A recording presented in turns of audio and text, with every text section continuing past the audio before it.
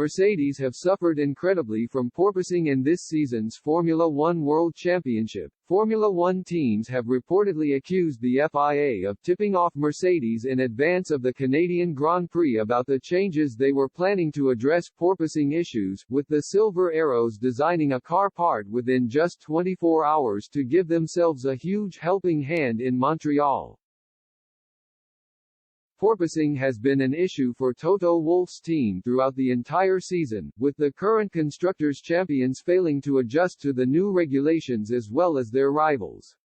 Failing to win a single race so far this season after 8 races, Mercedes have fallen way behind in their quest for a 9th consecutive team title and are miles behind runaway leaders Red Bull and Ferrari.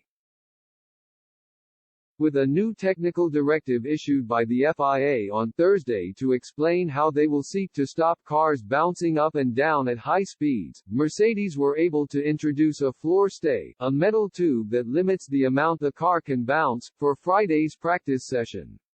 But a report by the Daily Mail states that rival teams were skeptical about the circumstances surrounding the floor stay Mercedes used just the day after the FIA's statement, in that they could have been tipped off about the new change. The publication claims that eyebrows were raised over how Mercedes could possibly design the part so quickly after an FIA directive claimed the floor stay was issued for technical reasons. How did they know? That is the question, one unnamed senior team executive said. The report further goes on to state that some wondered whether Mercedes had a special channel open to them since Shayla Ann Rao, their former executive, was appointed as a temporary FIA general at the start of June.